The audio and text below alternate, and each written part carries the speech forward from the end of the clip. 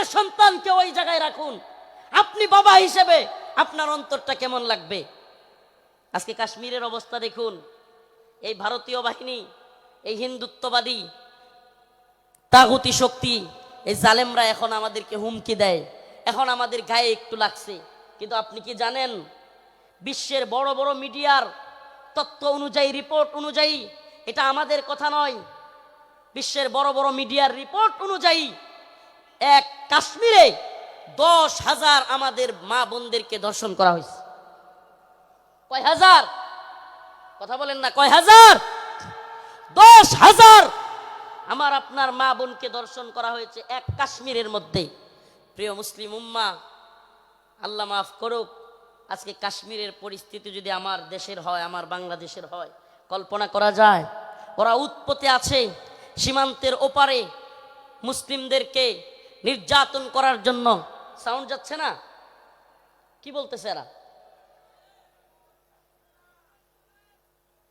Sound যাচ্ছে? আজকে ওরা উৎপেতে আছে সীমান্তের ওপারে, আমাদেরকে হুমকি ধমকি দিচ্ছে হিন্দুত্ববাদী দাদা বাবুরা। আসলে আমি প্রায় প্রোগ্রামে বলে থাকি, বিধর্মীদের হাক ডাক, মুসলিমদের বিরুদ্ধে যারা হাক ডাক দেয়, সেই সমস্ত জুলুম জালিমদের হাক ডাক হইল একটা বেলুনের মতো। কিসের মতো? কিসের মতো? বেলুনের মতো ফটকা। একটা সুই নিয়া ফুটা করে দিতে পারলেই সব শেষ। সুই নিয়া ফুটা করে দিতে পারলেই। একটা ছোট্ট উদাহরণ দেই, তাইলে আরো ভালো বুঝবেন। চট্টগ্রামে আমার ভাই সাইফুল ইসলাম আলিফকে শহীদ করে দিল সেনাবাহিনীর উপর, পুলিশের উপর। চিন্ময় দাসকে গ্রেফতার করার কারণে আক্রমণ করলো। কিন্তু যখনই মুসলিমরা চট্টগ্রামে জেগে উঠল, মুসলিমরা জজবা নিয়া, ইমানি জোশ নিয়া রাজপথে নেমে আসলো। হায় সুবহানাল্লাহ। যেই চিন্ময় দাসকে গ্রেফতার করার কারণে, যেই চিন্ময় দাসকে গ্রেফতার করার কারণে হাজার হাজার লোক প্রিজন ব্যান আটকায় দিছে, যে চিন্ময় দাসকে গ্রেফতারের কারণে আমাদের এক ভাইকে হত্যা করে ফেলছে, 2-3 দিন যাইতে পারে নাই। ওই যে একটা কথা আছে না, সেনাবাহিনীর কথাটা খুব প্রচলিত হয়েছিল বাংলাদেশে, গোপালগঞ্জেতে সূর্যই উঠেছে, বাকিটা বললাম না। যখনই ওইটা লাগাই দিছে, মুসলিমরাও জায়গা উঠছে। সুবহানাল্লাহ। আগে তো প্রিজন ব্যান আটকায়া মানুষদেরকে হত্যা করে দিচ্ছে, হাই রে তাদের শক্তি, হাই রে তাদের গরম। যেমনি মুসলমানরা জায়গা উঠছে, এখন চিন্ময় দাসের উকিল পাওয়া যাচ্ছে না। চিন্ময় দাসের কি নাই? কথা বলেন না, কি নাই? সুবহানাল্লাহি ওয়া বিহামদিহি, সুবহানাল্লাহি ওয়া বিহামদিহি। আপনারা এই বিষয়টা দেখে থাকলে বুঝবেন, এত হাক ডাক, এত কিছু, অথচ এখন চিন্ময় দাসের উকিল পাওয়া যাচ্ছে না। এদের হাক ডাক হলো ওই বেলুনের মতো, যদি সুই নিয়ে খালি ফুটা করে দিতে পারেন তাইলেই যথেষ্ট। এজন্য আমরা বলি, হিন্দুত্ববাদী নরেন্দ্র মোদীকে বলতে চাই, শত শত আলেমদেরকে শেখ হাসিনা তোমাকে খুশি করার জন্য গ্রেফতার করেছিল, অসংখ্য আলেমদেরকে নির্যাতন করেছিল শেখ হাসিনা মোদীকে খুশি করবার জন্য। কিন্তু আমরা জানতে চাই, শেষ পর্যন্ত মোদী কি হাসিনাকে টিকায় রাখতে পারছে? পারছে? কেন পারে নাই? কারণ এদের হাত ডাক এটা বেলুনের মতো। মুসলমানরা জায়গা গেলে পৃথিবীতে কোনো জালেম টিকতে পারে নাই। শুধু জালেম হাসিনা যায় নাই, আল্লাহ পাক হাসিনাকে পালায়া যাওয়াদের রোল মডেল বানায় দিছে। হাসিনারে কি বানায় দিছে আল্লাহ? পালায়া যাওয়াদের রোল মডেল। বাশার আল আসাদ পালাইছে, মিডিয়ার নিউজ বলতেছে হাসিনা যেমন শেষ 40 মিনিটের একটা ভিডিও বার্তা দিতে চাইছিল, বাশারও নাকি বার্তা দিতে চাইছিল, দিতে পারে নাই। মানে রোল মডেল হয়ে গেছে গা হাসিনা। এখন পালায়া যাওয়াদের কি রোল মডেল। এখন কেউ পালায়া গেলে সবাই বলবে হাসিনা মডেলে পালাইছে। কোন মডেলে? কথা বলেন না, কোন মডেলে? আফসোস লাগে, পরিতাপের বিষয়, কষ্টের বিষয়। অনেকে হয়তো আমার মতো আপনারাও চিন্তা করেন, হাজার হাজার মানুষকে গুলি করে মারলো, ছাত্রদেরকে গুলি করলো, স্কুলের মাদ্রাসার ছাত্রদেরকে গুলি করলো, হেলিকপ্টার থেকে গুলি করলো, এদেশের সর্বজন শ্রদ্ধেয় আলেমদেরকে কারাগারে নিয়ে বন্দি করলো, রিমান্ডের নামে নির্যাতন করলো,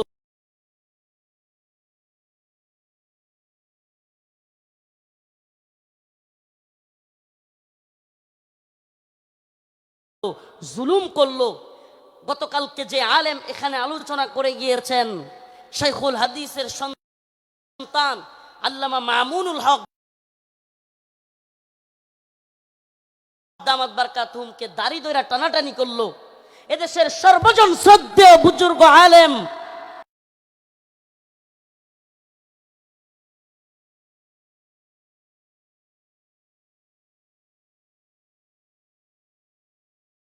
সকলের শ্রদ্ধেয় মানুষ আল্লামা সাইদি রহিমাহুল্লাহকে কারাগার থেকে হত্যা করে বাহির করলো।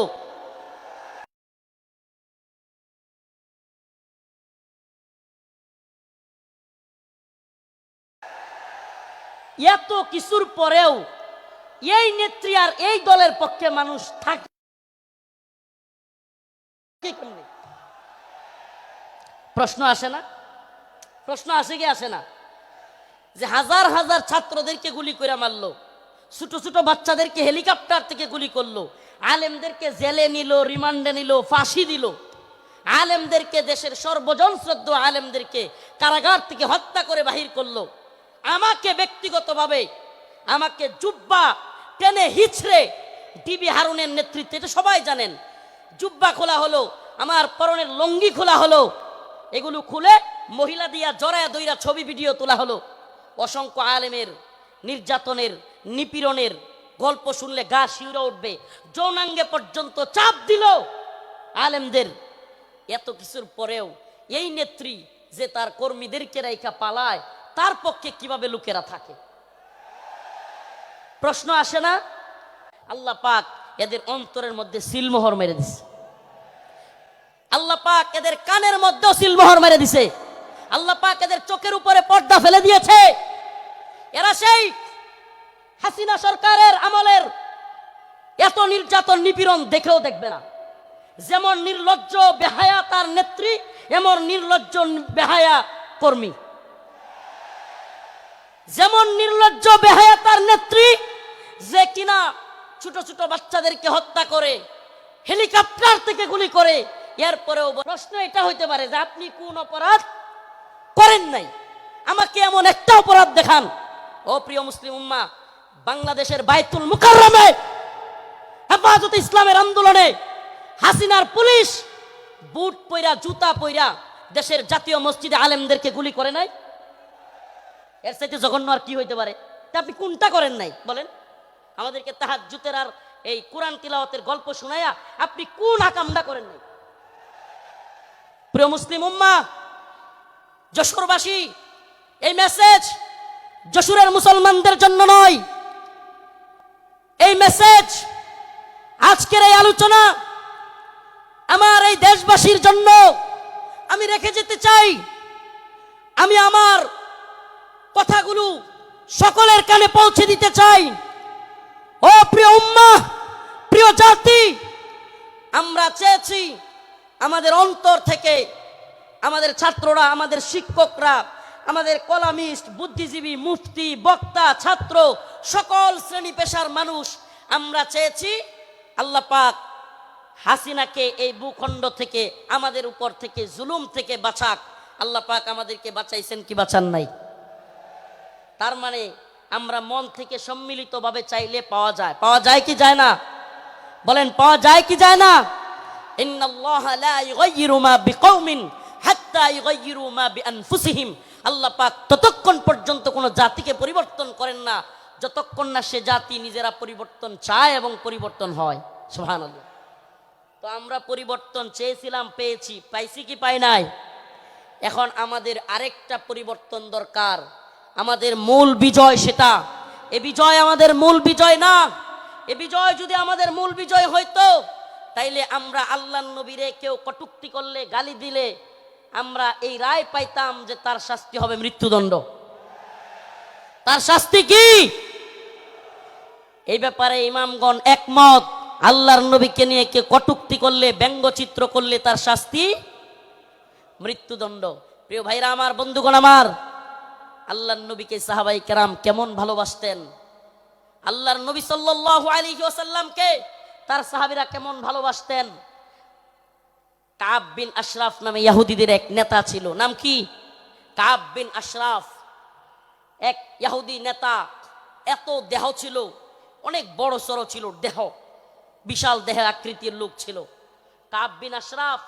বদর যুদ্ধে যখন মুসলমানরা বিজয়ী হয়েছে, কাব বিন আশরাফ কষ্টে তার অন্তর জ্বলে গেছে। বদর যুদ্ধে কাফেরদের বড় বড় নেতা আবু জাহেল সহ নিহত হয়ে গেছে, জাহান্নামে চলে গেছে। কাব বিন আশরাফের কলিজায় জ্বলন শুরু হয়ে গেছে। সেই মুহাম্মদ আরবি সাল্লাল্লাহু আলাইহি ওয়াসাল্লামকে নিয়ে বিভিন্ন ধরনের কটূক্তিমূলক কবিতা বানাইছে। তার মহিলা ভাড়া কইরা তাদেরকে দিয়াও রসুলের বিরুদ্ধে বিশুদ্ধার করাইছে। আল্লাহ নবী সাল্লাল্লাহু আলাইহি ওয়াসাল্লাম ডাকলেন, কাব বিন আশরাফ, তাকে হত্যা করতে পারবে এমন কে আছো? সুবহানাল্লাহ বলেন। রাসূল সাল্লাল্লাহু আলাইহি ওয়াসাল্লাম নিজে ডাকলেন, তাকে হত্যা করতে, হে আমার সাহাবারা, তোমাদের মধ্যে কে আছে কাব বিন আশরাফকে হত্যা করবে? অথচ আমার নবীর ব্যাপারে অনেকে বলে, রাসূল সাল্লাল্লাহু আলাইহি ওয়াসাল্লামকে কি বলে, যে রাসূল সাল্লাল্লাহু আলাইহি ওয়াসাল্লাম এক গালে মারলে আরেক গাল পাইতা দিতেন। ছোটবেলায় এগুলো শুনতাম, নাউজুবিল্লাহ। রসুলের এক গালে মারবে আর সাহাবাই কেরাম বসে বসে দেখবে। ইসলাম সন্ন্যাসী মার্কা ধর্ম না। ইসলাম সন্ন্যাসী মার্কা, সন্ন্যাসীগিরি, গান্ধীগিরি ইসলামে চলে না। ইসলামের বাণী একবারে সুস্পষ্ট, ফায়াকতুলুনা ওয়া ইউকতালুন, হয় মরো নাইলে মারো। দিনের প্রয়োজনে মারতে হবে, মরতে হবে, ইনশাআল্লাহ। দিনের প্রয়োজনে মারতে হবে, মরতে হবে। মায়ের খাওয়াও সুন্নত, দেওয়াও সুন্নত। আমরা যদি খালি মায়ের খাইতাম, হাসিনার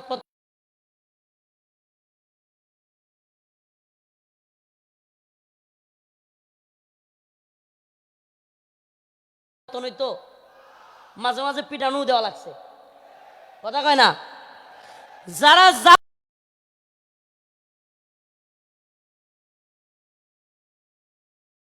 জালিমের পক্ষ নিবে, একটা কথা মনে রাখবেন, মুসলমান ইমানদার, সম্ভবত হযরত আলী রাদিয়াল্লাহু আনহুর কথা এটা, জালেমদের প্রতি সহানুভূতি দেখানো মাজলুমদের সাথে গাদ্দারি।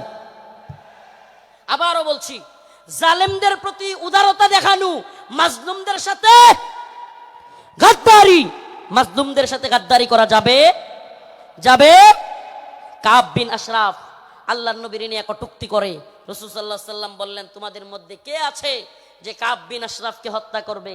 আল্লাহর নবীর এক সাহাবী মুহাম্মদ বিন মাসলামা দাঁড়ায় গেলেন, ইয়া রাসূলুল্লাহ আতুহিব্বু আন তাকতুলাহু, ইয়া রাসূলুল্লাহ, আমি একটু তার সাথে গল্প করব, বানায় সিনায় গল্প করব আর কি, তার একটু খুশি করব।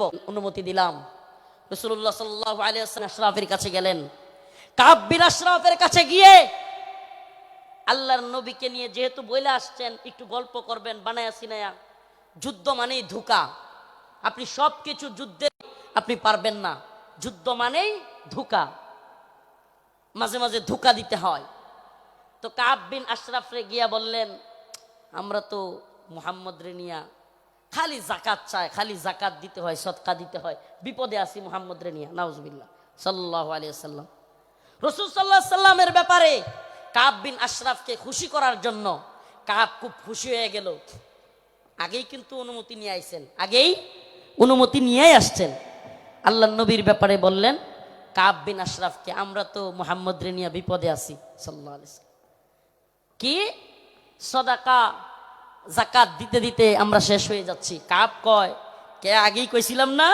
খুব খুশি হয়েছে, আগেই তো কইছিলাম। এবার মুহাম্মদ বিন মাসলামা বললেন, তোমার কাছে কিছু কর্জা চাই। কি চাই? কর্জা চাই, আমাদেরকে কিছু খাদ্য দাও। কাব বিন আশরাফ বলল, দিতে পারি, কিন্তু কিছু বন্ধক রাখতে হবে। আল্লাহর নবীর সাহাবী মুহাম্মদ বিন মাসলামা রাদিয়াল্লাহু আনহু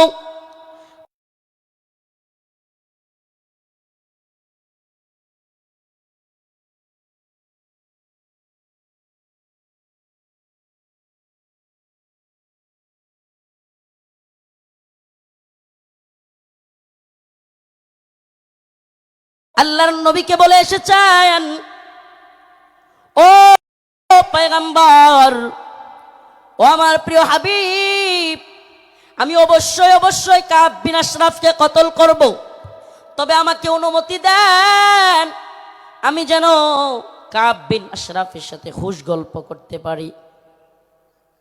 আল্লাহর নবী বললেন, অনুমতি দেয়া হলো। কাব বিন আশরাফকে মুহাম্মদ বিন মাসলামা রাদিয়াল্লাহু থেকে বেশি বেশি সাদাকা আর যাকাত নিচ্ছেন। এমত অবস্থায় আমরা তো ফতুর হয়ে যাচ্ছি, কি করা? মুহাম্মদ বিন রাখতে হবে। দিতে পারি, তবে শর্ত হলো কিছু বন্ধক রাখতে হবে। মুহাম্মদ বিন মাসলামা রাদিয়াল্লাহু আনহু বললেন, ঠিক আছে, কি বন্ধক চাও? কাব বিন আশরাফ বলল, তোমার বউরে বন্ধক দাও। নাউজুবিল্লাহ। এটার বডি ছিল অনেক লম্বা উঁচা, বিরাট সাইজের মানুষ।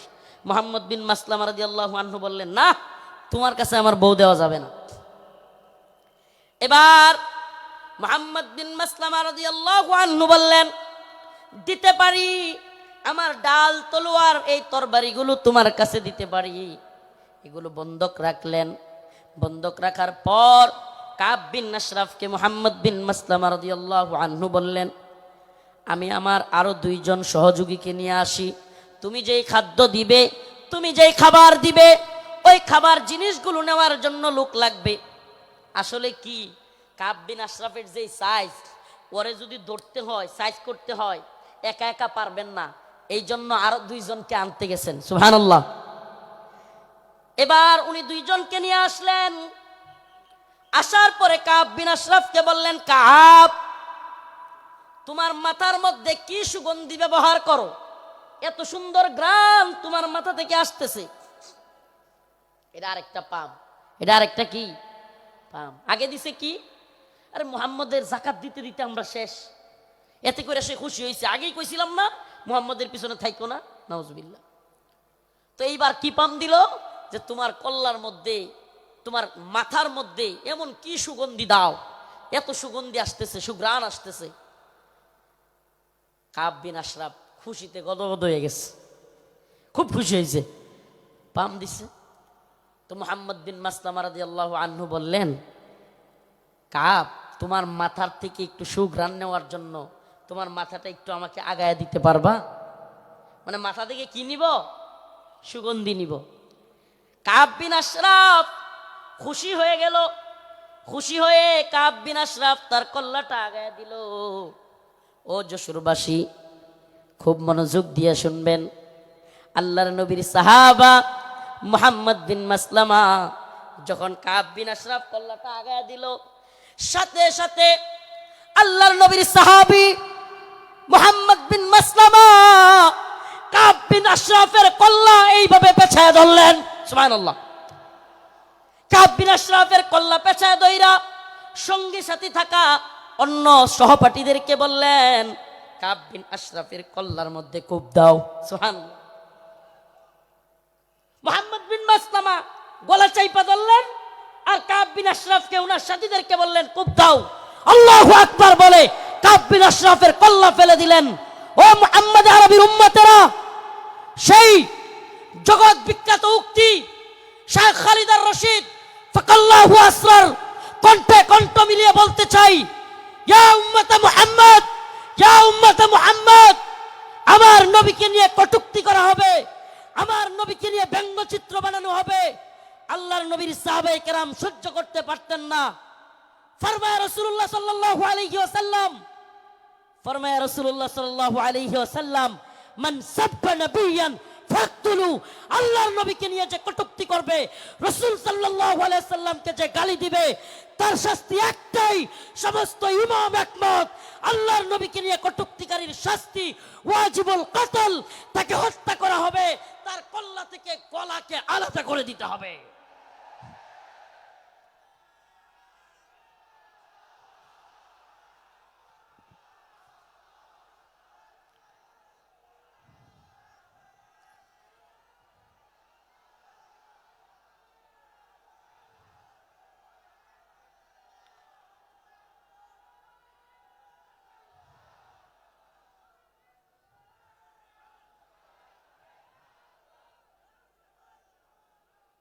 হে প্রিয় জাতি, হে প্রিয় মুসলিম উম্মাহ, তোমাদের এই জাগরণ প্রমাণ করে দিয়েছে 2024-এর 5ই আগস্ট প্রমাণ করে দিয়েছে যৌবন যার যুদ্ধে যাবার সময় তার। যুবকরা দেখিয়ে দিয়েছে হাসিনার লাফালাফি আর কাদেরের পালাবো না। কোথায় কাকা? পালাবো না কোথায়? এত দাম্ভিকতা, এত অহংকার ভালো না। এত দাম্ভিকতা, এত অহংকার ভালো না। মনে রাখবা, ফেরাউন নমরুদি আল্লাহর কাছে কোনো টাইম ছিল না, আর উবাইদুল কাদের আর হাসিনা। আল্লাহ পাক তোমাদেরকে পরিণতি দেখিয়ে দিয়েছেন।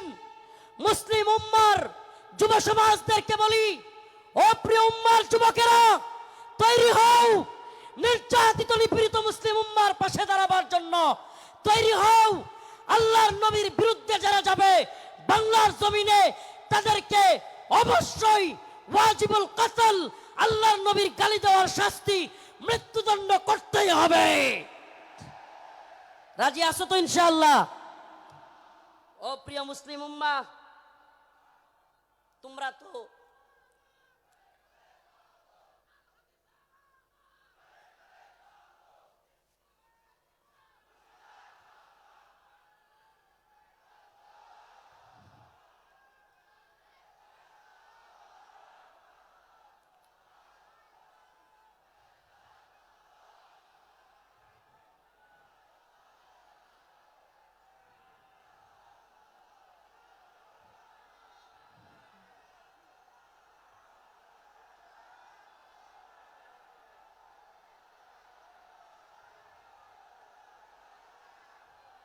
হে প্রিয় মুসলিম উম্মার যুবকেরা, তোমাদের এই দ্বীনি আবেগ, এই দ্বীনি জজবাকে যদি সত্যি বলি, ওয়াল্লাহি বিল্লাহি তাল্লাহি কসম আল্লাহর, এই জজবাকে যদি আমরা কোরআনের পক্ষে কাজে লাগাইতে পারি, তাহলে আর কোনো নতুন সরকার নয়, এই ভূখণ্ডে আমরা কোরআনী শাসন চালু করতে পারবো।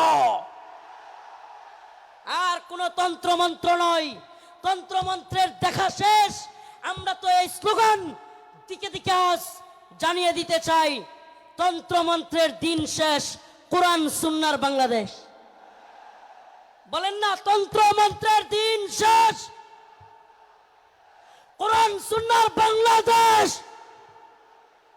সাবিলুনা সাবিলুনা, তারিকুনা তারিকুনা। স্লোগান আজকে একটু ব্যতিক্রম হবে।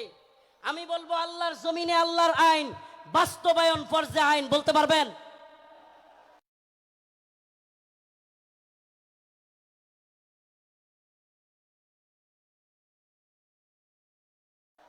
আল্লাহর জমিনে আল্লাহর আইন বাস্তবায়ন ফরজে আইন। হয়তো শরীয়ত,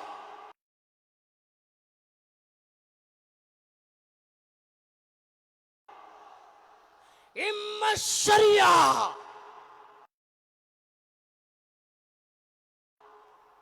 ইম্মা শরিয়া, হয়তো শরীয়ত। হয়তো আমরা শাহাদাত বরণ করব, না হলে ভূখণ্ডে শরীয়ত প্রতিষ্ঠা করব। কালেমার পতাকা দেখলে যেগুলোর জ্বলে, এগুলোরে সাবধান করে দিতে চাই। এ ভূখণ্ডে লা ইলাহা ইল্লাল্লাহর পতাকা উড়বেই, আজ হোক কাল একদিন উড়বেই। ইসাবাতান মিন উম্মতি আহরাজাহুম আল্লাহু মিনান নার, ইসাবাতুন তাগজুল হিন্দা ওয়া ইসাবাতু মা ঈসা ইবনে মারইয়াম। রাসূলের ঘোষণা, এই ভূখণ্ডে হিন্দুত্ববাদী ব্রাহ্মণ্যবাদী তাগুতি শক্তির বিরুদ্ধে, দিল্লির বিরুদ্ধে, হিন্দুত্ববাদীদের বিরুদ্ধে আল্লাহর নবী বলেছেন, মুসলমানদের একটা গজওয়া হবে, গজওয়াতুল হিন্দ হবে। সেই যুদ্ধে মুসলমানরা বিজয়ী হবে। শুধু বিজয়ী ইনশাআল্লাহ।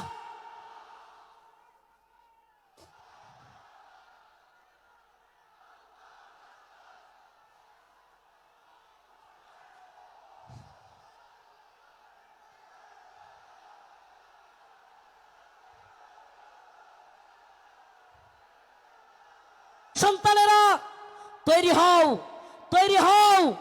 আর কোন তন্ত্রমন্ত্রের জন্য ডাক নয়, ডাক আসবে দাওয়া ইরদাদ শাহাদাতের ডাক আসবে। শহীদ হইতে রাজি আছো তো ইনশাআল্লাহ? জীবন দিতে প্রস্তুত আছো তো ইনশাআল্লাহ? আরে আমরা দুনিয়ায় এসেছি দ্বীনের জন্য, শহীদ হওয়ার জন্য। এই দুনিয়ায় আর কোনো সফলতা নাই, আল্লাহর জন্য শাহাদাতের মধ্যেই সফলতা। ইম্মা শরিয়া ওয়া ইম্মা শাহাদা, হয়তো শরীয়ত। আল্লাহর জমিনে আল্লাহর আইন। এই জমিন কার? এই চিৎকার করে বলেন কার? জমিন কার? হুকুম চলবে কার? ইনিল হুকমু ইল্লা লিল্লাহ, আমার আল্লাহ তাবুদু ইল্লা ইয়া। হুকুম হবে আল্লাহর, ইবাদত হবে আল্লাহর। ইবাদত হবে কার? একমাত্র আল্লাহর। এই কোন তাগুতের গোলামি আমরা করব না। আমরা কার গোলাম? আমরা ভারতের গোলাম নই, আমরা আমেরিকার গোলাম নই, আমরা ইসরায়েলের গোলাম নই। আমরা কার গোলাম? গোলামি হবে কার? পৃথিবীবাসী জেনে রাখো, আমরা আল্লাহর গোলামি করি। এই মাথা নোয়াবো তো আল্লাহর কাছে। এই মাথা নোয়াবো তো কার কাছে? পৃথিবীর কারো কাছে আমাদের মাথা নত হবে।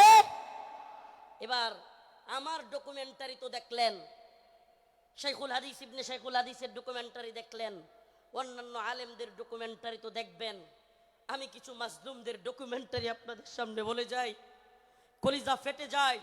ও মুসলিম উম্মার প্রিয় যুবক ভাইরা, আপনারা জেনে থাকবেন 2013 সালে শাপলা চত্বর এক ভয়াবহ রাতের সাক্ষী অনেকেই। আপনারা জেনে থাকবেন। প্রিয় বাবাজি, আজকের প্রোগ্রামের আয়োজক সহ সবার এই কথাগুলো মনোযোগ সহকারে শোনা দরকার। আমি আপনাদের সামনে এমন কিছু ব্যক্তিদের কারগুজারি শোনাবো যারা 2013 সালে রাসূলুল্লাহ সাল্লাল্লাহু আলাইহি ওয়াসাল্লামকে যারা কটূক্তি করেছিল, আল্লাহর নবীকে নিয়ে যারা ব্যঙ্গচিত্র বানিয়েছিল, আল্লাহ এবং তার রাসূলের বিরুদ্ধে যারা কথা বলেছিল, যেই কারণে হেফাজতে ইসলাম শাপলা চত্বরে যেতে বাধ্য হয়েছিল, সেই সমস্ত নরপিশাচ, সেই সমস্ত কুখ্যাত শাতেমে রাসূল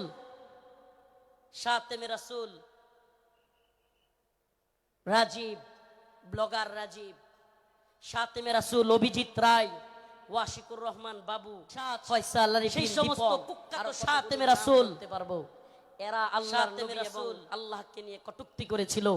আম্মা জানকে নিয়ে কটূক্তি ব্লগার রাজীব, মনে আছে আপনাদের? শাতেমে রাসূল অভিজিৎ রায়, 2013 সালে ব্লগার রাজীব, সেই অভিজিৎ রায়, ফয়সাল বিন দীপন, ওয়াশিকুর রহমান বাবু, আল্লাহ ব্লগার কটূক্তি করেছিল। নাজিমউদ্দিন সামাদ, আরো অনেকগুলো কুখ্যাত শাতেমে রাসূল অভিজিৎ রায়, 2013 প্রিয় মুসলিম রাজীব, অভিজিৎ রায়, ফয়সাল বিন দীপন, ওয়াশিকুর রহমান বাবু, কথা না বলি ব্লগার কটূক্তি করেছিল। নাজিমউদ্দিন সামাদ, আরো অনেকগুলো কুখ্যাত শাতেমে রাসূল অভিজিৎ রায়, অভিজিৎ রায়, রাজীব, অভিজিৎ রায়, ফয়সাল বিন দীপন, ওয়াশিকুর রহমান বাবু, কথা না বলি ব্লগার করেছিল। নাজিমউদ্দিন সামাদ, অনেকগুলো কুখ্যাত শাতেমে রাসূল অভিজিৎ রায়, সাথে তাদেরকে দেখা অভিজিৎ রায়, রাজীব, অভিজিৎ রায়, ফয়সাল বিন দীপন, ওয়াশিকুর রহমান বাবু, কথা না বলি ব্লগার করেছিল। নাজিমউদ্দিন সামাদ, অনেকগুলো কুখ্যাত শাতেমে রাসূল অভিজিৎ রায়, সাথে তাদেরকে দেখা অভিজিৎ রায়, রাজীব, অভিজিৎ রায়, ফয়সাল বিন দীপন, ওয়াশিকুর রহমান বাবু, কথা না বলি পারাবি, নাজিমউদ্দিন সামাদ, অনেকগুলো কুখ্যাত শাতেমে রাসূল অভিজিৎ রায়, সাথে তাদেরকে দেখা অভিজিৎ রায়, রাজীব, অভিজিৎ রায়, ফয়সাল বিন দীপন, ওয়াশিকুর রহমান বাবু, কথা না বলি পারাবি, নাজিমউদ্দিন সামাদ, অনেকগুলো কুখ্যাত শাতেমে রাসূল অভিজিৎ রায়, সাথে তাদেরকে দেখা অভিজিৎ রায়, রাজীব, অভিজিৎ রায়, ফয়সাল বিন দীপন, ওয়াশিকুর রহমান বাবু, কথা না বলি পারাবি, নাজিমউদ্দিন সামাদ, অনেকগুলো কুখ্যাত শাতেমে রাসূল অভিজিৎ রায়, সাথে তাদেরকে দেখা অভিজিৎ রায়, রাজীব, অভিজিৎ রায়, ফয়সাল বিন দীপন, ওয়াশিকুর রহমান বাবু, কথা না বলি পারাবি, নাজিমউদ্দিন সামাদ, অনেকগুলো কুখ্যাত শাতেমে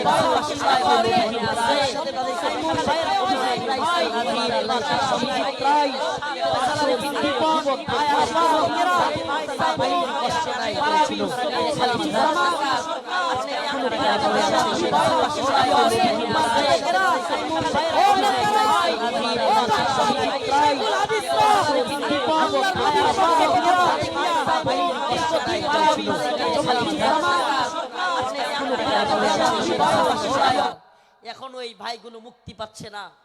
ও প্রিয় মুসলিম উম্মার যুবকেরা, আমি জানতে চাই, এরা যদি আমাদের কাউকে জঙ্গি ট্যাগ দিয়া দেয়, এরা যদি আমাদের কাউকে মৌলবাদী ট্যাগ দিয়া দেয়, এরা যদি আমাদের কাউকে রাজাকার বলে ট্যাগ দিয়া দেয়, তাহলে কি আমরা তাদেরকে ভুলে যাব?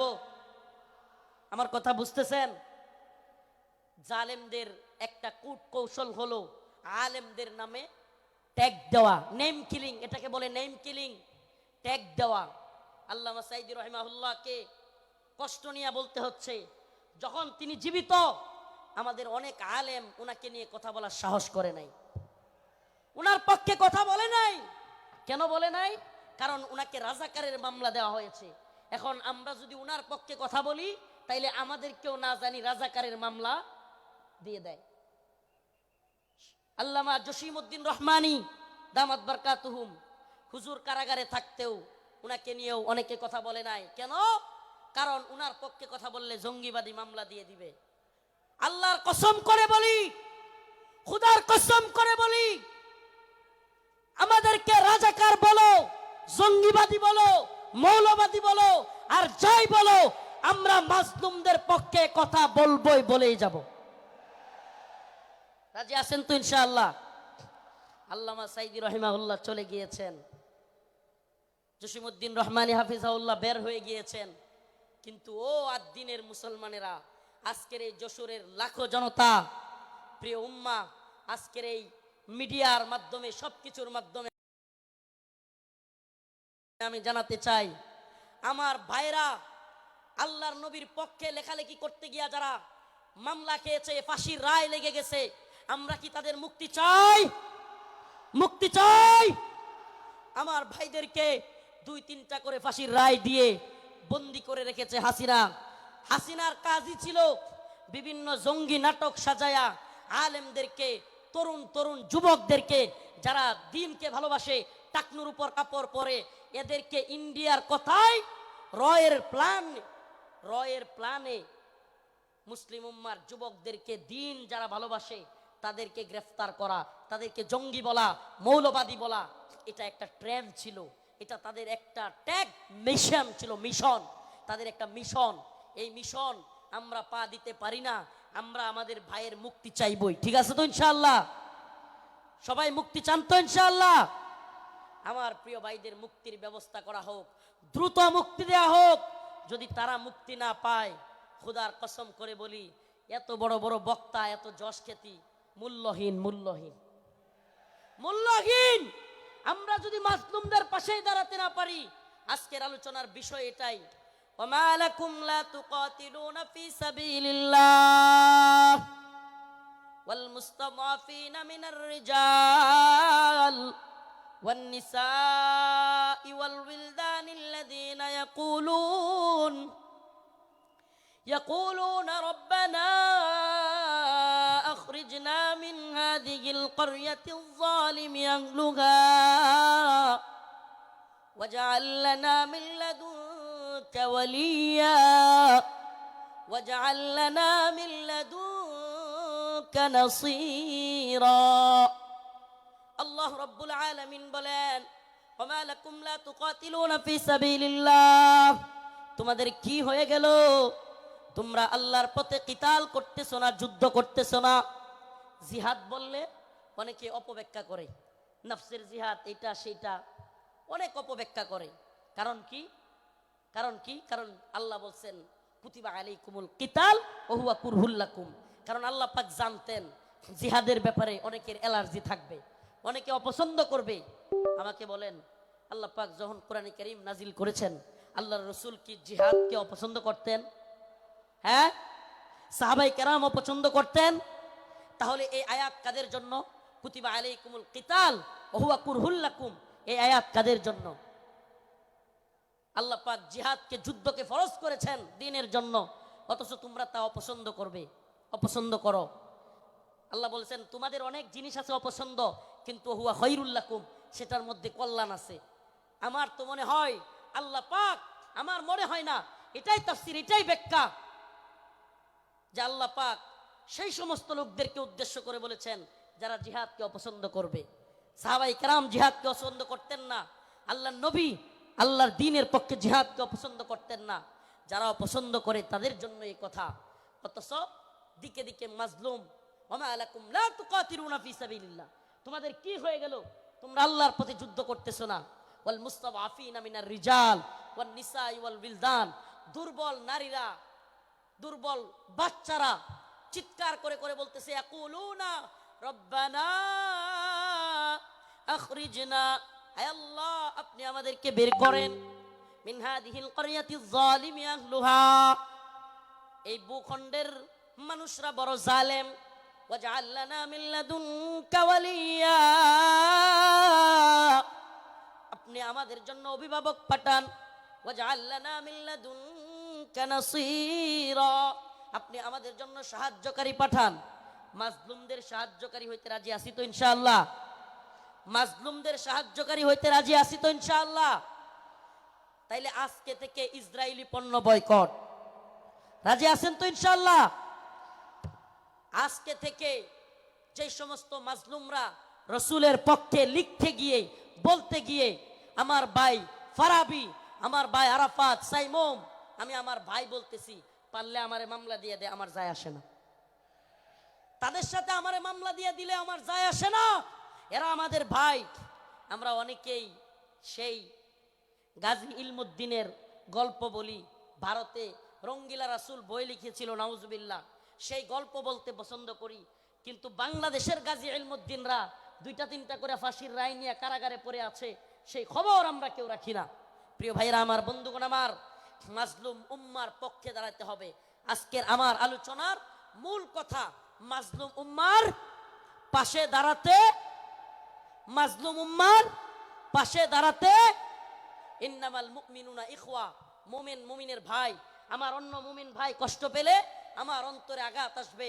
এদেশের কোন আলেমকে আল্লাহ না করুক জাতীয় আন্তর্জাতিক চক্রান্তের কারণে নতুন করে কেউ যদি, কোন জালেম যদি এদেশের কোন আলেমকে আবারও জুলুম করতে চায়, আবারও যদি শেখুল হাদিস আল্লামা মামুনুল হককে, শেখুল হাদিস আল্লামা মামুনুল হক সহ, মুফতি আমির হামজা সহ, মুফতি হারুন ইজহার, এদেশের অনেক বক্তা যারা কিনা কারাগারে ছিল, আবারও যদি সেই সমস্ত আলেমদেরকে কেউ গ্রেফতার করবার দুঃসাহস করে, জাতীয় আন্তর্জাতিক চক্রান্তের কারণে আবারও যদি আলেমদের দিকে কেউ চোখ তুলে তাকায়, কেউ যদি হাত তোলার সাহস করে, সেই হাত ভেঙ্গে গুড়িয়ে দেওয়ার হিম্মত আছে তো মুসলমান? আছে তো ইনশাআল্লাহ? জাতীয় আন্তর্জাতিক চক্রান্ত চলছে।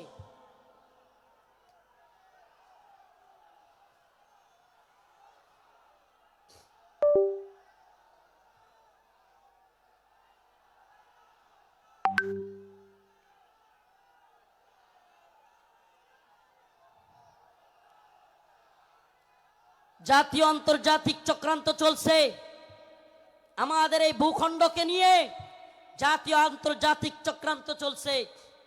এই চক্রান্তের ডালপালা গভীরে আমরা জাতি হিসেবে সজাগ থাকব। একটা কথা মনে রাখবেন, আগামীকালকে আপনার ঘরে চুরি অথবা ডাকাতি হবে, আপনি যদি আগে ভাগে জানতে পারেন, তাইলে আপনি ডাকাতকে কিভাবে আটকাইতে হবে এটা আপনি আরামসে বুঝে যাবেন। সজাগ থাকা খুব জরুরি। আগামীকালকে ডাকাত আপনার বাড়িতে হামলা করবে, যদি ডাকাতকে নিজে সামলাইতে না পারেন, প্রয়োজনে আগামীকালকে আসবে জানলে প্রয়োজনে মাইকিং করবেন, ঠিক কি ঠিক না? প্রয়োজনে কি করবে? মাইকিং করে হইলেও ডাকাত আটকাবে। তো যদি আমরা জানি আমাদের বিরুদ্ধে চক্রান্ত হচ্ছে, হিন্দুত্ববাদী ভারত আমাদের বিরুদ্ধে চক্রান্ত অব্যাহত রেখেছে, এমনকি আমরা শুনতে পাই বর্তমান উপদেষ্টা কমিটিতেও ভারতীয় দালালরা বসে গেছে।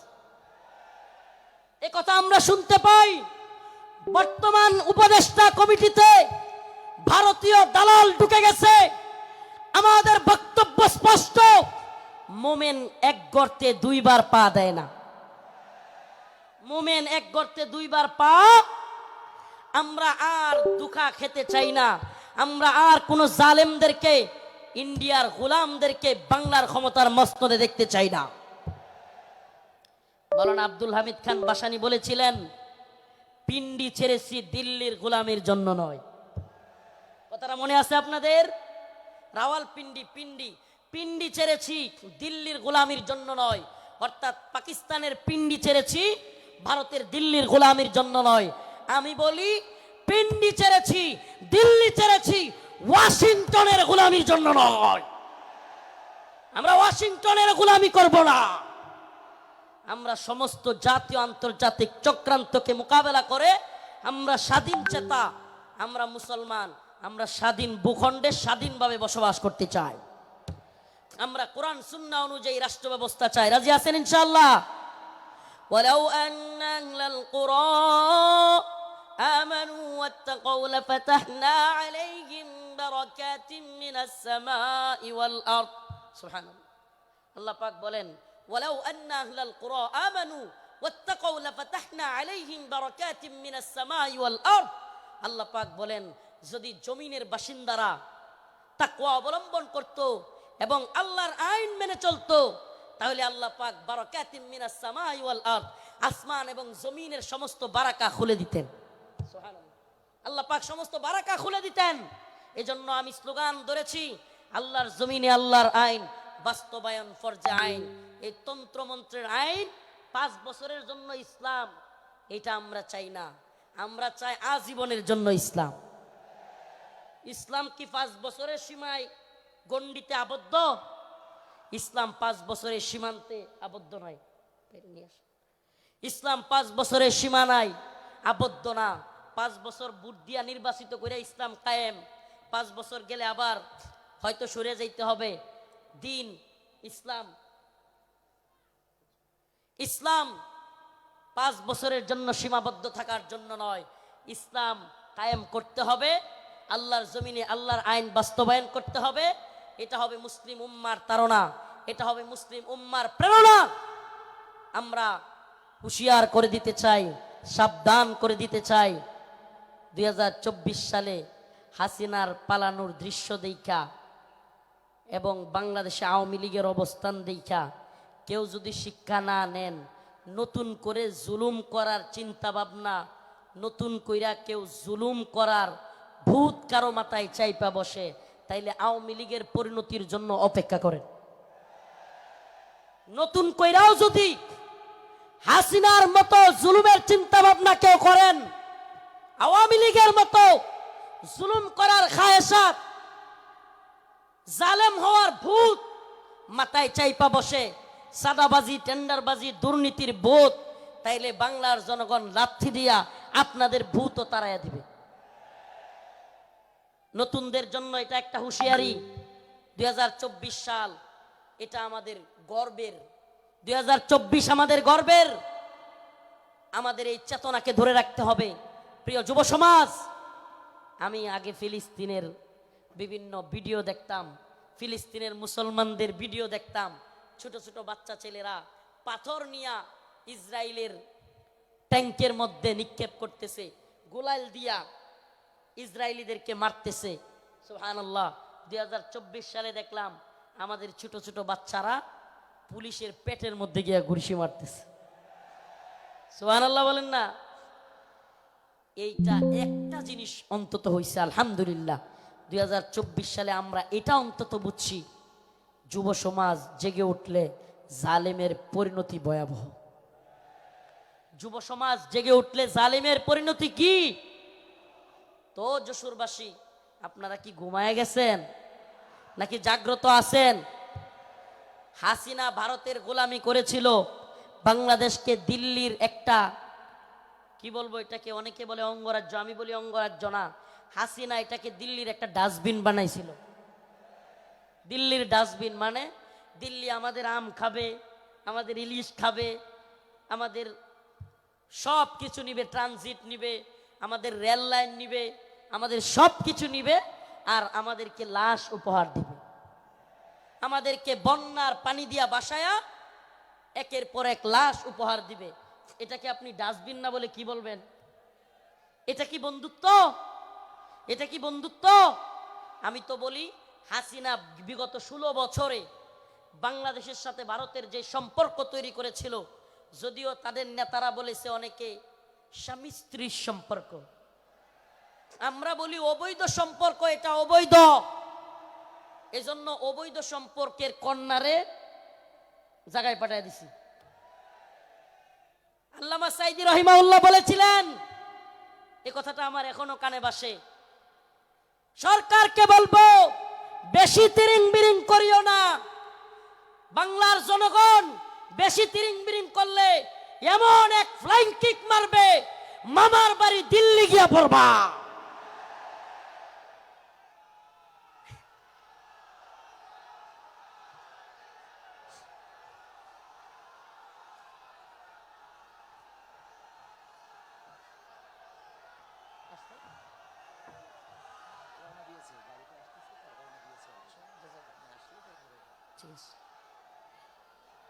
আল্লামা সাইদি রহিমাহুল্লাহ দেখে যাইতে পারেন নাই, কিন্তু আলহামদুলিল্লাহ সাইদি রহিমাহুল্লাহর কথাই বাস্তব হয়েছে।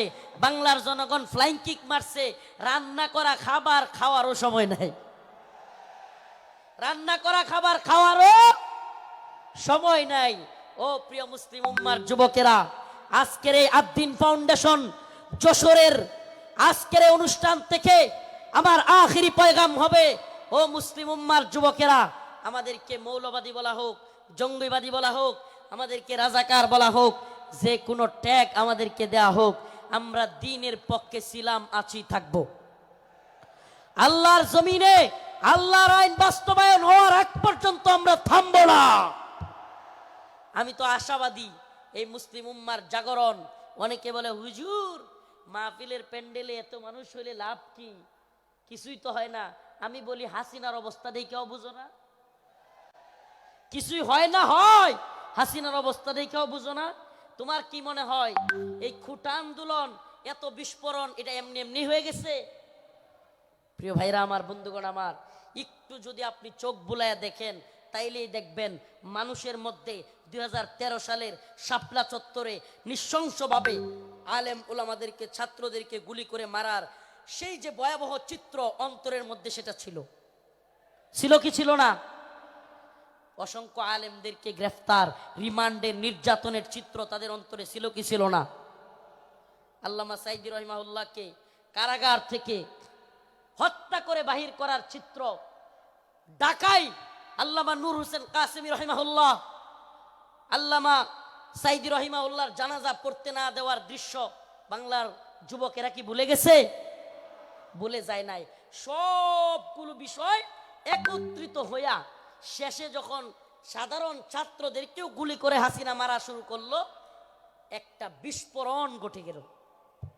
ঠিক না? তো বিস্ফোরণ কোত্থেকে শুরু হয়েছে? সেই আগে থেকে এই বিস্ফোরণ শুরু হয়েছে। এজন্য বলি প্রিয় মুসলিম উম্মাহ, আপনাদের প্রতি আমার আখিরি পয়গাম, ও আদ্দিনের মুসলমান, আজকের এই যশোরবাসী, খুলনাবাসী, সারা বাংলাদেশ থেকে আগত মিডিয়ার মাধ্যমে সারা দেশে যারাই আমার কথাগুলো শুনবেন, আমার একটা পয়গাম, আখিরি পয়গাম আপনাদের প্রতি।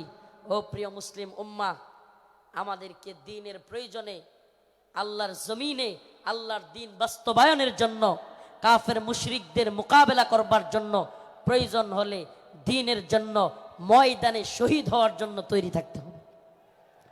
এটা মনে রাখবেন, শাহাদাতের তামান্না। আল্লাহ পাক আমাদেরকে কবুল করুক, মঞ্জুর করুক, বলেন আমিন। শাহাদাতের তামান্না, আখিরি পয়গাম। প্রিয় ভাই মুফতি আমির হামজা হাফিজাহুল্লাহ চলে এসেছেন, আমি ছেড়ে দিব ভাইয়ের জন্য।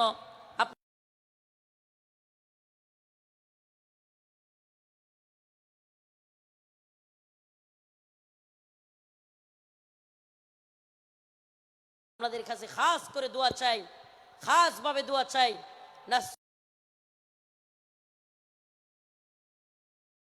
মিনাল্লাহ ওয়া ফাতহুন করিব। ওয়াবাশশিরিল মুমিনিন। আসসালামু আলাইকুম ওয়া রাহমাতুল্লাহি ওয়া বারাকাতুহু। নারায়ে তাকবীর, লিল্লাহি তাকবীর। আল কোরআনের আলো, সংসদে জালো, আমার নেতা তোমার নেতা, আল্লাহর আইন চাই, আল্লাহর আইন চাই। আমির হামজার আগমন যশোরবাসীর পক্ষ থেকে, খুলনাবাসীর পক্ষ থেকে, আদ্দিন ফাউন্ডেশনের পক্ষ থেকে নারায়ে তাকবীর। সংগ্রামী তাওহীদি জনতা, আপনারা দেখতে পাচ্ছেন ঐতিহাসিক 3 দিন ব্যাপী তাফসিরুল কোরআন মাহফিলের দ্বিতীয় দিনের